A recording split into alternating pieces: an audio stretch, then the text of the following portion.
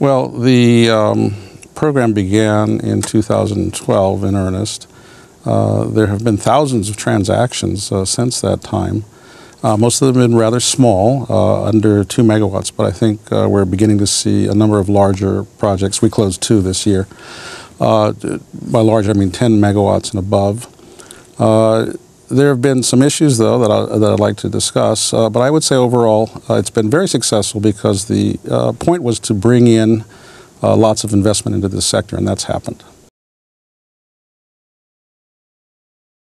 Mostly domestic sources, although the feed-in tariff that was established last year is very high by world standards. It was reduced this year from the previous period by 10%. So it's now 37.8 yen per kilowatt hour. So that's very high. Well, they really are already. Many are. Again, the reason is that the returns can be very high. The system was designed, the FIT was designed so that on an unleveraged basis, an investor could get perhaps a 6 to 7% IRR. If you lever that with debt, then it can be obviously much, much higher. That's a difficult question. The basic energy law requires that the government decide upon a goal, if you will, for various sources of energy. Because of the Fukushima accident, nuclear is under question. Right now, currently, all of Japan's nuclear reactors have been shut down. It's a little bit questionable as to whether they will be started, or if perhaps some will be started, perhaps others not, perhaps some have to be decommissioned. So very much of it depends on that. Prior to the disaster, almost 30% of Japan's electricity was supplied by nuclear sources. Net today, it's 0. At best, I would think it could go up to 15% to maybe 20%. So under any scenario, renewables will go up and nuclear will go down from the previous level. Probably. Again, I think Japan is very cognizant of the experience in other countries. They know about the boom and bust cycle that occurred in Europe. They'd like to avoid that.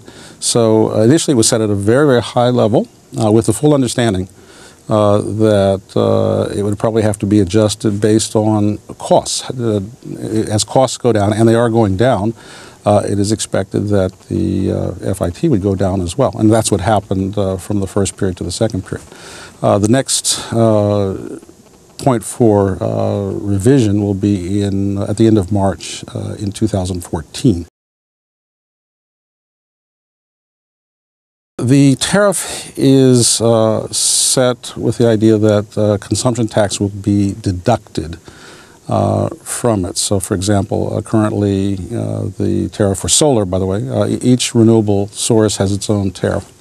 But for solar, it's 37.8 right now, minus 5% consumption tax, which is the current rate. The Abe administration recently decided to increase the rate from April in 2014 to 8%. So from that point, then 8% will be deducted from the tariff. It's also expected that in October 2015, that the consumption tax may go up to 10%. So when designing an investment program, one has to take that into consideration.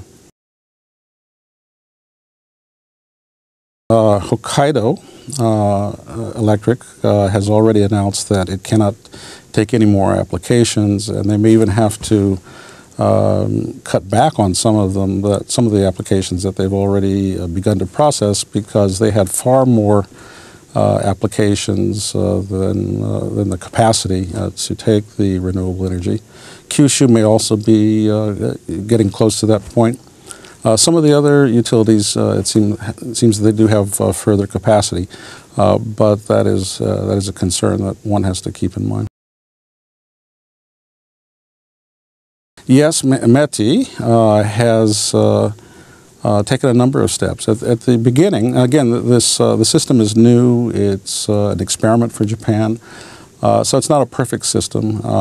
For example, there are no eligibility requirements in terms of capital, experience, those sorts of things. So in a way, anybody and everybody is qualified to do it. But we know in reality, not everybody can develop a solar project. So what happened is that one of the reasons that Hokkaido has run out of capacity is because they received so many applications, and METI had to approve applications which met the legal requirements, if you will, regardless of the technical capability of the developer. So and one example was that METI did not require that the land be subject to a lease or be bought. One just filled out an application. Well, they started to do that. And earlier this year, METI announced a so-called 20% rule, which is that an approved project cannot vary by more than 20% more or 20% less than the approved capacity. So this is also an attempt to kind of weed out the developers that are not going to actually be able to develop a project successfully. Oh, I think very much so. Even if the tariff is reduced next year at the end of March, it seems that costs are coming down quite a bit. The EPC costs have dramatically reduced. I think land prices also came down. So you'll still see a relatively high feed-in tariff, but in an environment when the costs are going down.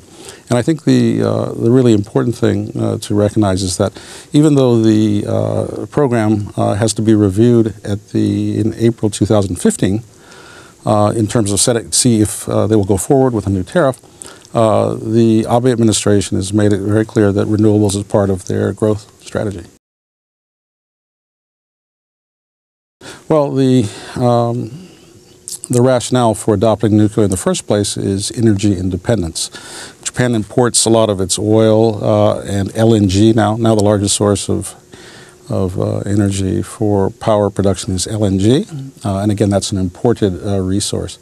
So assuming that Japan can satisfy the safety concerns, and new safety standards have come in, I think it's likely that they'll want to continue with nuclear because it does form a good source of base supply, but there are issues again related to safety, and the public in general is very wary, I think, even though the business community and the government would like to go forward.